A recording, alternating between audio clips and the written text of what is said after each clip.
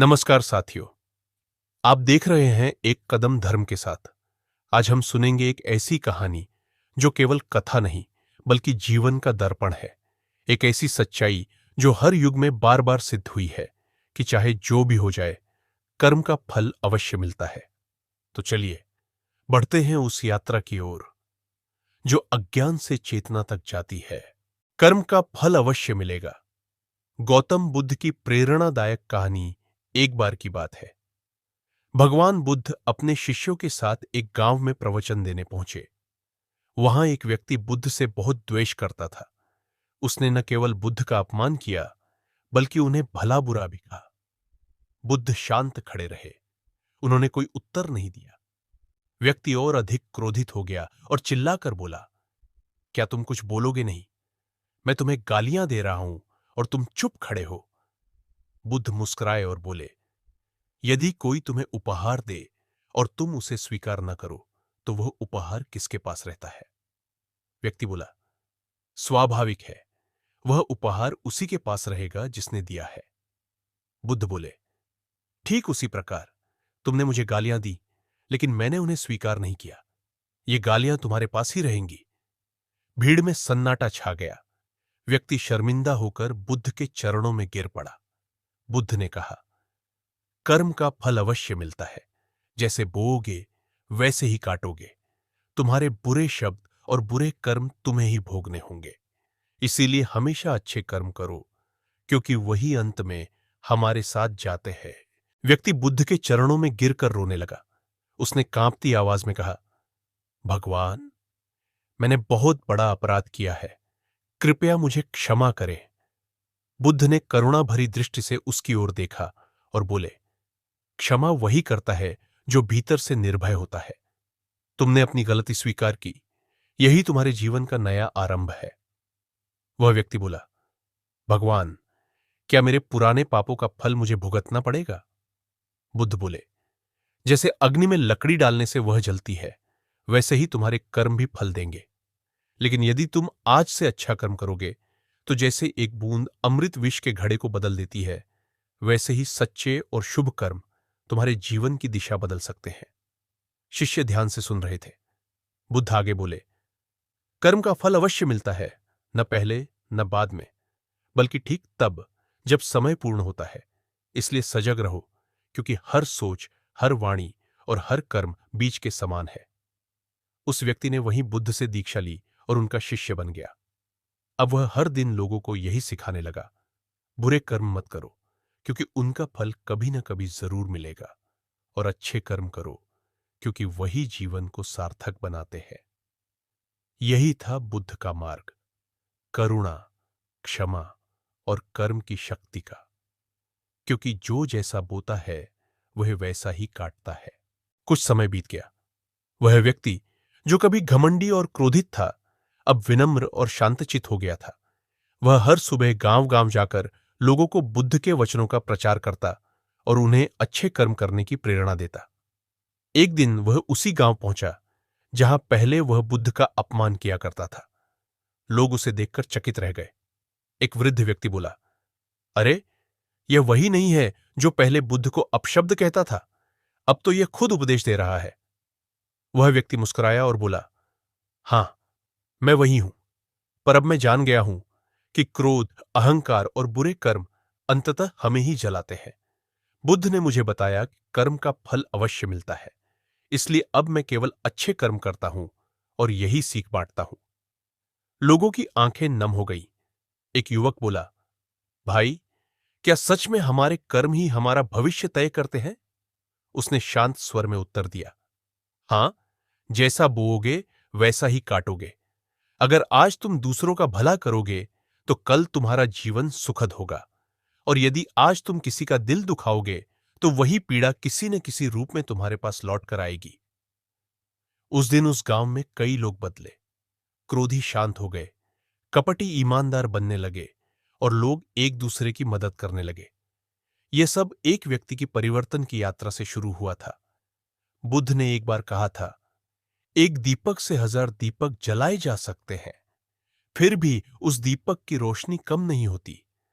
उसी तरह एक अच्छा कर्म अनगिनत जीवनों को प्रकाशित कर सकता है।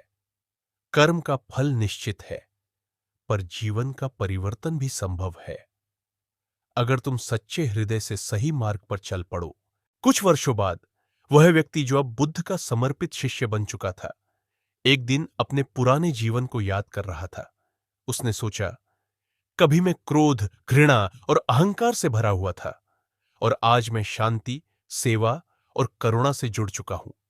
यह सब बुद्ध की शिक्षा और अपने कर्मों को समझने से ही संभव हुआ है। उसी समय एक युवक उसके पास आया जो क्रोध से तमतमाया हुआ था। उसने कहा, मुझे बदला लेना है। मेरे साथ बहुत अन्याय हुआ है। मैं उसे सबक सिखाना चाहता हूं। शिष्य ने उसकी ओर प्रेम से देखा और बोला, बेटा, जब कोई हमें दुख देता है तो हमारे पास दो रास्ते होते हैं। एक, हम उस दुख को और आगे बढ़ाएं, या दूसरा, हम वहीं उसे समाप्त कर दें। बदले से शांति नहीं मिलती, बल्कि और अग्नि फैलती है। जैसे जलती हुई लकड़ी से आग बुझाई नहीं जा सकती, वैसे ही क्रोध से शांति नहीं मिलती। युवक बोला, तो क्या मैं चुपचाप सहता रहूं? शिष्य ने मुस्कुराकर कहा, बिल्कुल नहीं। अन्याय का विरोध करो, लेकिन बिना क्रोध, बिना द्वेष के। अपने कर्मों को पवित्र रखो। बुद्ध कहते हैं, दूसरों को हराकर जीतने से बेहतर है अपने क्रोध को हराना, क्योंकि बाहरी लड़ाइयां जीतना आसान है, लेकिन भीतर की आग बुझाना ही असली विजय है।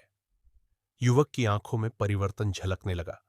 उसने धीरे से पूछा, क्या मुझे भी शांति मिल सकती है? शिष्य ने कहा, जब तुम अपने कर्मों को समझकर बिना द्वेष के कार्य करोगे, जब तुम्हारे दिल में करुणा होगी, और जब तुम दूसरों की पीड़ा को अपनी पीड़ा समझोगे, तभी तुम्हें सच्ची शांति मिलेगी। और हां, कर्म का फल निश्चित है, पर यदि आज तुम अपने कर्म बदल लोगे, तो कल तुम्हारा भाग्य भी बदल जाएगा। उस दिन एक और दीपक जल उठा। बुद्ध की वह शिक्षा, जो एक दिन एक क्रोधित व्यक्ति के जीवन को बदल गई थी, अब और भी अंधेरों को रोशन करने लगी। क्योंकि सत्य यही है, कर्म का फल अवश्य मिलेगा, पर अगर आज तुम चेत जाओ, तो वही कर्म तुम्हारा उद्धार भी कर सकते हैं। वर्षों बीतते गए। अब वह शिष्य वृद्ध हो चुका था। उसके चेहरे पर झुर्रियां थीं, लेकिन उसकी आंखों में अपार शांति और करुणा की झलक थी। वह अब एक छोटे से आश्रम में रहता था, जहां दूर दूर से लोग अपने दुख और शंकाएं लेकर आते। एक दिन एक धनी व्यापारी वहां पहुंचा। उसके चेहरे पर चिंता की रेखाएं थी। उसने वृद्ध शिष्य से कहा, महात्मा, मैंने जीवन भर धन कमाया, बहुत से व्यापार किए, लेकिन सुख नहीं मिला। मन अशांत है। डर हमेशा बना रहता है कि कहीं सब कुछ छिन न जाए। क्या ये मेरे पुराने कर्मों का फल है? वृद्ध शिष्य ने शांत स्वर में कहा, धन से सुख नहीं आता, और ना ही दुख केवल दरिद्रता से आता है। सुख और दुख दोनों कर्म से जन्मते हैं, पर केवल भूतकाल के कर्म नहीं, वर्तमान के कर्म भी। जिस प्रकार बीज बोने के बाद देखभाल जरूरी होती है, वैसे ही जीवन को सही कर्मों से सींचना आवश्यक है।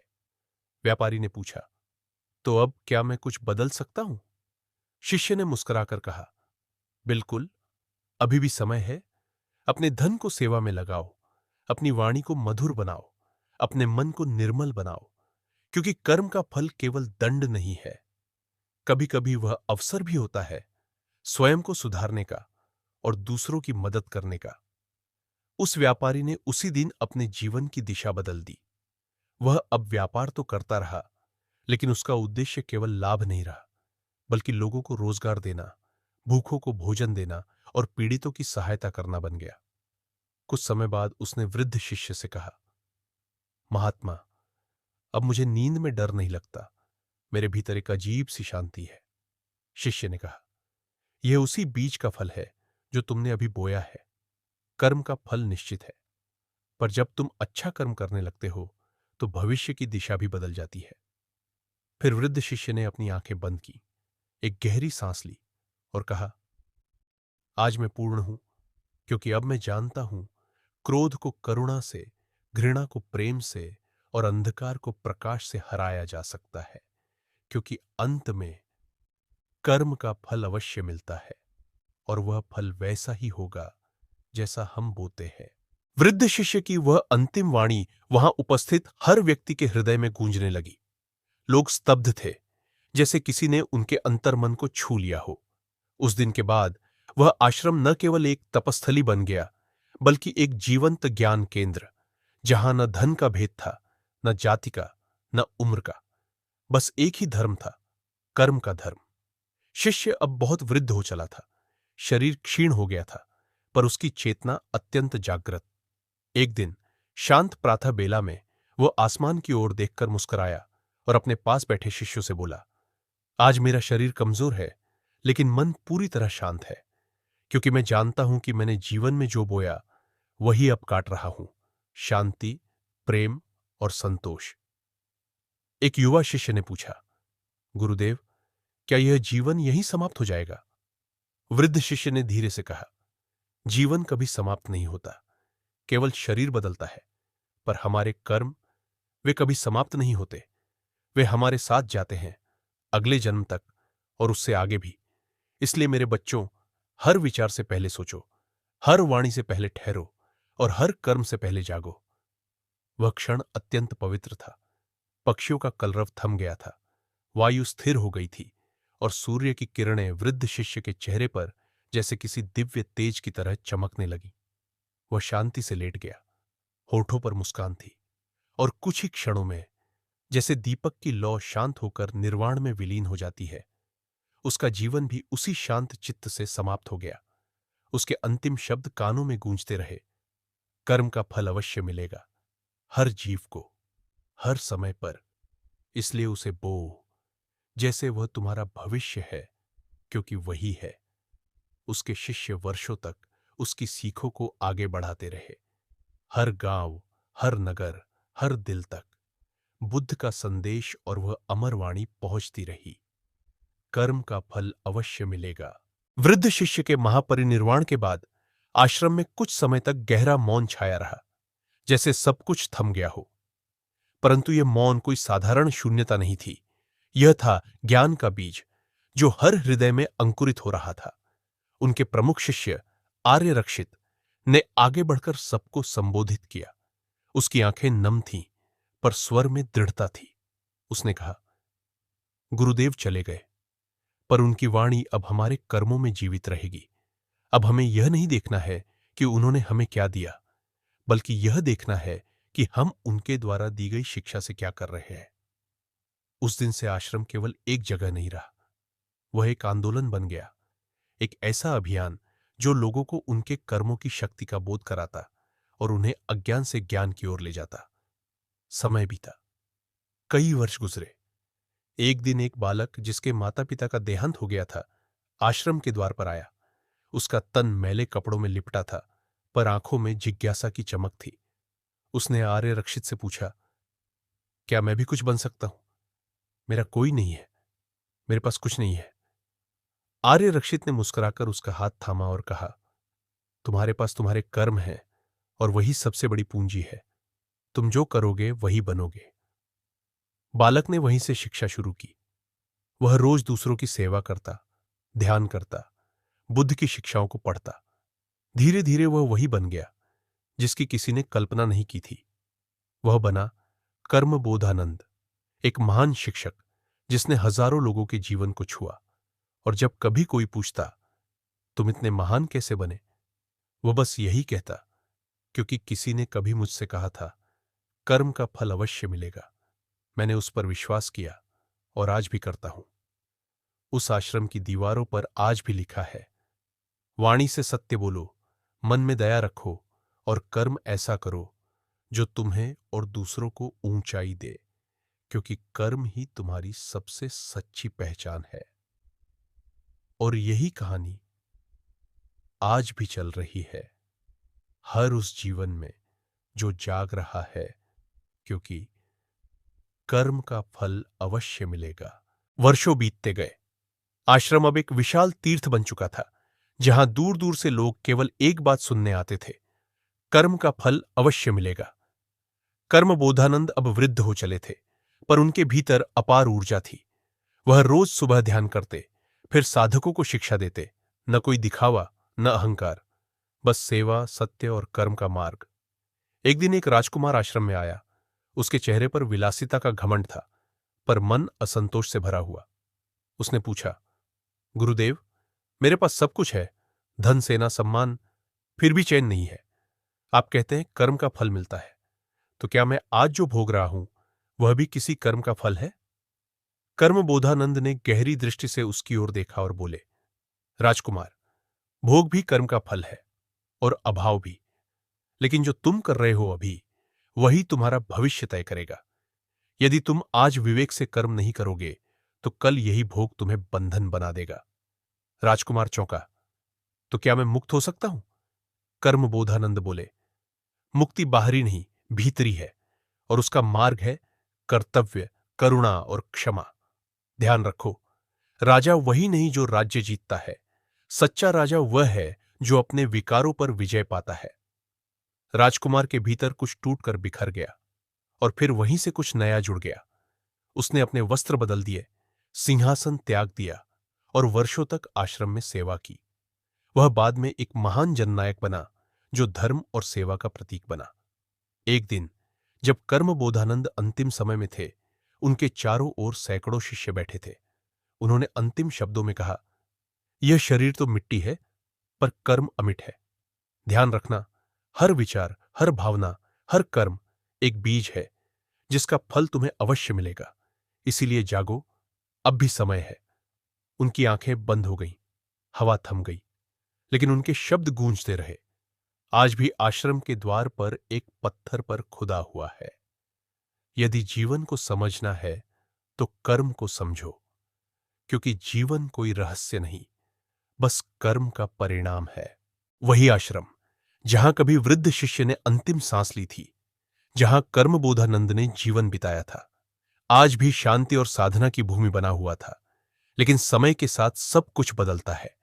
अब दुनिया तेज हो गई थी, लोगों को धैर्य कम और चाहतें अधिक हो गई थीं। फिर भी उस आश्रम में एक युवा साधक था, आनंद प्रभु। वह बचपन में अनाथ हो गया था और कर्मबोधानंद की शिक्षाओं की कहानियां सुनते सुनते बड़ा हुआ था। उसने जीवन का केवल एक ही मंत्र माना था, कर्म का फल अवश्य मिलेगा। एक दिन आश्रम में एक बड़ी सभा हुई। उसमें नगरों के प्रतिष्ठित जन, युवा, व्यापारी और कई राजनेता भी आए। सबको अपनी अपनी बातें रखनी थी, पर आनंद प्रभु को सबके अंत में बोलने के लिए कहा गया। जब उसका समय आया तो उसने बहुत शांत स्वर में कहा, आप सभी कुछ न कुछ बनना चाहते हैं, कोई अमीर, कोई प्रसिद्ध, कोई ताकतवर, पर कोई यह नहीं सोचता कि हमें क्या करना चाहिए, क्योंकि जो हम करते हैं वही हम बनते हैं। दुनिया को बदलने की जरूरत नहीं, अपने कर्मों को बदलो। आज तुम जैसे कर्म करोगे वही कल तुम्हारे बच्चे सीखेंगे और वही भविष्य बनेगा। सभा में सन्नाटा छा गया। सबकी आंखें उसके भीतर झांकने लगी। एक वृद्ध मंत्री खड़ा हुआ और बोला, बेटा, ये बातें हम ग्रंथों में पढ़ते हैं, लेकिन तुमने इसमें जीकर दिखाया है। अब इस आश्रम की टॉर्च तुम्हारे हाथों में है, बुद्ध की वाणी, गुरु की विरासत। अब तुम आगे बढ़ाओ। उस दिन के बाद आनंद प्रभु ने पूरे जीवन को समर्पित कर दिया। गांव गांव जाकर लोगों को सिखाया कि धर्म केवल पूजा नहीं, बल्कि हर दिन के कर्मों में है। उसने अंधकार में डूबे युवाओं को दिशा दी, भटके हुए अपराधियों को सुधारा और दुखियों को यह विश्वास दिलाया कि करके कर्म का फल सिर्फ दंड नहीं होता, वह अवसर भी होता है नया जीवन शुरू करने का। समय बदला, युग बदला, पर आश्रम से रोज एक नई रोशनी निकलती रही। हर दिन कोई नया दीप जलता रहा और हर दीप के साथ गूंजता रहा वही वाक्य, कर्म का फल अवश्य मिलेगा। क्योंकि कहानी खत्म नहीं हुई, वह हर उस हृदय में चल रही है जो सचेत होकर कर्म कर रहा है। वर्षों गुजरते गए। आनंद प्रभु के नेतृत्व में आश्रम एक जीवित धरोहर बन गया, ज्ञान, सेवा और कर्म योग की भूमि। पर हर युग में एक परीक्षा आती है। एक दिन आश्रम के बाहर एक नया राजनैतिक दल आया। उन्होंने शहर में प्रचार किया, कर्म वर्म सब मोह है, सफलता चतुरता से मिलती है, मेहनत से नहीं। कई युवाओं ने उनके प्रभाव में आकर आश्रम की शिक्षाओं को पुराने जमाने की बातें कहकर अनदेखा करना शुरू कर दिया। एक दिन कुछ युवकों ने आश्रम के बाहर दीवार पर लिख दिया, कर्म का फल नहीं, चालाकी से जीत मिलती है। आश्रम में हलचल मच गई। कुछ साधकों को क्रोध आया, कुछ निराश हुए, लेकिन आनंद प्रभु शांत रहे। उन्होंने मुस्कुराकर कहा, जिस प्रकार तेज हवा दीपक को बुझा सकती है, उसी प्रकार असत्य कमजोर विश्वास को हिला सकता है। पर यदि दीपक भीतर जल रहा हो तो बाहरी हवा कुछ नहीं कर सकती। अब समय है कर्म को केवल बोलने का नहीं, जीने का। उन्होंने युवाओं को एकत्र किया, वे जो भटक चुके थे। उन्हें गांव के सबसे कठिन क्षेत्रों में ले जाया गया, जहां भूख थी, पीड़ा थी और कोई उम्मीद नहीं थी। वहां उन्होंने सेवा की, बच्चों को पढ़ाया, वृद्धों को सहारा दिया, रोगियों की सेवा की। और महीनों बाद उन्हीं युवाओं में से एक दिन एक लड़का कह बैठा, मैं समझ गया, हमारे कर्म ही हमारे अस्त्र है। जो हम दूसरों के लिए करते हैं वही लौटकर हमारे पास आता है। हमने दुनिया से शॉर्टकट मांगा था, पर कर्म से ही सच्चा मार्ग मिलता है। वह दिन था जब दीवार पर लिखा गया वाक्य खुद मिटा दिया गया। उसकी जगह लिखा गया, कर्म का फल अवश्य मिलेगा, अगर देर लगे तो और गहरा मिलेगा।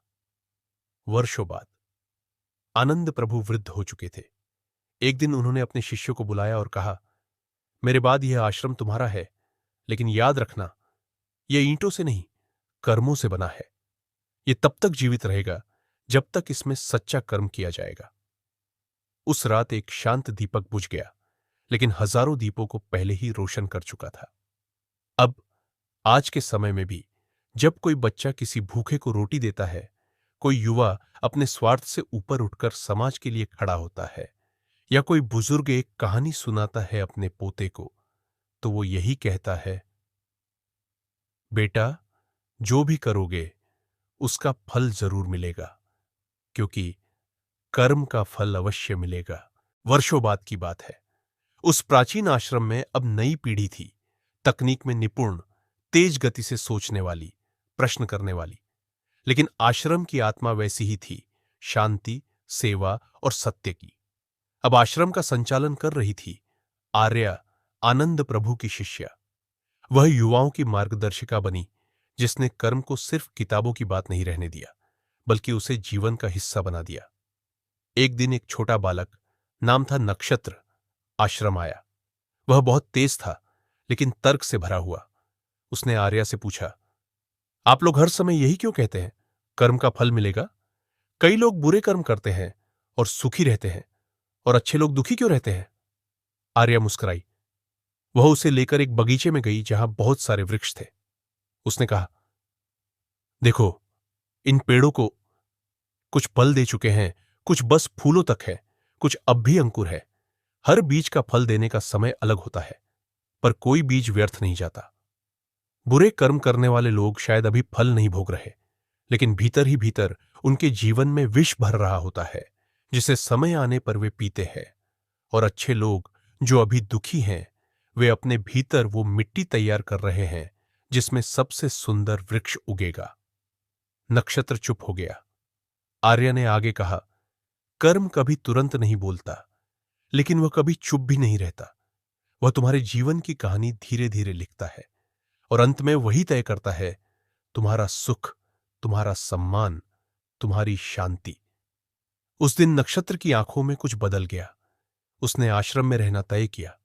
समय बीता, वह बालक बड़ा हुआ, और वर्षों बाद जब लोग उससे पूछते, तुम इतने शांत, सफल और संतुलित कैसे हो, तो वह बस मुस्कुराकर कहता, क्योंकि मैंने बचपन में यह सीख लिया था, कर्म का फल अवश्य मिलेगा, इसलिए मैंने वही बोया जिसे काटकर मुझे कभी पछताना न पड़े। आज आश्रम के बाहर एक नई दीवार है, जिस पर एक नई पीढ़ी ने खुद अपने हाथों से लिखा है, जो समय पर नहीं जागे उन्हें भी कर्म जगाता है, और जो कर्म से जगे उन्हें कोई गिरा नहीं सकता, क्योंकि कर्म का फल अवश्य मिलेगा। अब यह कहानी तुम्हारे साथ चल रही है। अगर तुमने भी आज एक अच्छा कर्म किया है, तो समझो तुम भी उस अंतहीन यात्रा का हिस्सा बन चुके हो, जहां हर युग में कोई न कोई फिर से कहेगा, कर्म का फल अवश्य मिलेगा।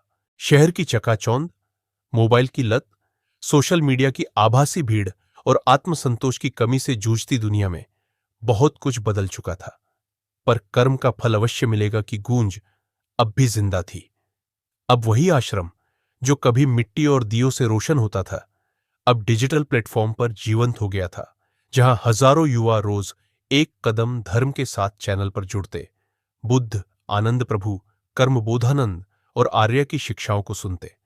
इन्हीं में एक था विवेक, एक आधुनिक युवक, पढ़ा लिखा, टेक्नोलॉजी एक्सपर्ट, लेकिन भीतर से खोया हुआ। वह दिन भर सोशल मीडिया पर व्यस्त रहता, रात को बेचैनी में सोता। एक दिन उसे यूट्यूब पर एक वीडियो मिला, कर्म का फल अवश्य मिलेगा, एक कहानी जिसने युग बदल दिया। वह क्लिक करता है और वहां से उसकी यात्रा शुरू होती है। वीडियो में वही वाणी गूंज रही होती है, बोया गया हर बीज फल देगा, अच्छा या बुरा निर्णय तुम्हारे हाथ में है। विवेक की आंखों में कुछ टूटता है और फिर कुछ जुड़ता है। वह आश्रम आता है, आर्या अब गुरु मां बन चुकी होती है। वह पूछता है, क्या एक डिजिटल दुनिया में भी कर्म का फल मिलता है? गुरु मां मुस्कुराकर उत्तर देती है, अब कर्म अंगूठों से भी होता है। किसी की पोस्ट पर कटाक्ष करना, किसी को नीचा दिखाना, या फिर किसी के दर्द पर करुणा प्रकट करना, यह सब भी अब तुम्हारे कर्म बन चुके हैं। सोशल मीडिया ने तुम्हें मंच दिया है, अब यह तुम पर है कि तुम इससे अंधकार फैलाते हो या रोशनी। विवेक वह दिन कभी नहीं भूला। वह फिर डिजिटल सन्यासी नहीं बना, बल्कि कर्म का योद्धा बना। उसने अपने चैनल शुरू किए, जहां वह हर दिन एक कहानी सुनाता, हर दिन एक संदेश देता कि कर्म से भाग नहीं सकते, पर कर्म से भाग्य बदल सकते हैं। और वर्षों बाद जब लोग उसे बुलाते हैं, सम्मानों से नवाजते हैं, पूछते हैं, तुम्हारे जीवन का मूल मंत्र क्या है? वह कैमरे की ओर देखकर कहता है, बस इतना जान लो, कोई तुम्हें देखे या ना देखे, कोई सराहे या ना सराहे, पर तुम्हारा कर्म तुम्हें देख रहा है और उसका फल एक दिन निश्चित रूप से मिलेगा। आज एक कदम धर्म के साथ केवल एक चैनल नहीं रहा, वह एक आंदोलन बन चुका है, जहां हर आवाज कहती है। और अब यही कहानी तुम्हारे दरवाजे तक आ चुकी है। वो विवेक जिसने डिजिटल माध्यम से दुनिया बदली, अब वृद्ध हो चुका है। बाल सफेद हैं, चाल धीमी है, लेकिन आवाज में वही विश्वास है जो कभी आश्रम की शांत वाणी में था। उसने एक आखिरी सभा रखी, युवाओं के लिए अंतिम संदेश। हजारों युवा एकत्र हुए थे, कुछ ऑनलाइन, कुछ सामने। विवेक मंच पर आया, हाथ जोड़े और बोला, मैंने जीवन में बहुत कुछ देखा, नाम, सफलता, असफलता, धोखा, मोह, लेकिन एक चीज कभी नहीं बदली, कर्म का फल अवश्य मिलेगा। जो मैंने दूसरों के लिए किया वही 100 गुना होकर लौट आया, और जो मैंने किसी के दुख में किया वही जीवन की सबसे बड़ी पूंजी बन गया। भीड़ चुप थी, एक एक शब्द जैसे आत्मा पर उतर रहा था। विवेक ने कहा, अब मेरी यात्रा पूरी हो रही है, लेकिन तुम सबकी बस शुरू हुई है। याद रखना, यह मत सोचना कि दुनिया क्या देख रही है, यह सोचो कि तुम्हारा अंतरात्मा क्या देख रही है। हर दिन जब तुम सोने जाओ तो खुद से पूछो, आज मैंने क्या बोया, क्योंकि वही कल तुम्हारे पास लौट कर आएगा। भीड़ में एक युवा लड़की उठी, वह बोली, गुरुदेव, अगर हमने बुरे कर्म किए हों, क्या हम बदल सकते हैं? विवेक की आंखें नम हो गईं। उसने उत्तर दिया, हर बीज फल देता है, लेकिन अगर समय रहते तुम जमीन बदल दो तो विष से भी औषधि उग सकती है। अगर तुमने बुरे कर्म किए हैं तो आज से अच्छे कर्मों की यात्रा शुरू कर दो, क्योंकि कर्म का फल अवश्य मिलेगा, पर करुणा और प्रयास पुराने फल को भी मीठा बना सकते हैं। सभा में न कोई ताली बजी, न नारे लगे, बस मौन था, एक गूंजता हुआ, जागता हुआ मौन। विवेक ने धीरे से मंच के किनारे आकर कहा, यह आखिरी वाणी नहीं है, यह मशाल है जो अब तुम्हारे हाथ में है। उस रात जब सब चले गए तो मंच पर केवल एक दीपक जलता रहा और उसके नीचे लिखा था,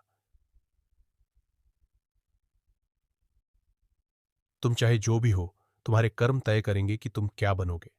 इसलिए सोचो नहीं कि अंत क्या होगा, बस इतना जान लो, कर्म का फल अवश्य मिलेगा। और अब अगर तुमने ये कहानी यहां तक पढ़ी है तो ये केवल कहानी नहीं रही, ये अब तुम्हारी जिम्मेदारी है। तुम्हारे विचार, तुम्हारी वाणी, तुम्हारे कर्म अब वही इस कहानी का अगला अध्याय लिखेंगे। क्या तुम तैयार हो? क्योंकि कहानी अब तुमसे लिखी जाएगी, कर्म का फल अवश्य मिलेगा। तो साथियों, आपने सुनी एक ऐसी कथा जो सिर्फ किसी एक व्यक्ति की नहीं, बल्कि हम सबके जीवन की झलक है। क्योंकि जो हम करते हैं वही हमारे पास लौट कर आता है। यही है प्रकृति का नियम और यही है धर्म का मार्ग। इसलिए सोच समझकर बोलिए, करुणा से कार्य कीजिए और सच्चे मन से कर्म कीजिए। क्योंकि याद रखिए, कर्म का फल अवश्य मिलेगा। अगर ये कहानी आपको प्रेरणा देती है तो इसे एक कदम धर्म के साथ आगे बढ़ाइए और दूसरों को भी जोड़िए। क्योंकि परिवर्तन वहीं से शुरू होता है जहां एक व्यक्ति जागता है। धन्यवाद।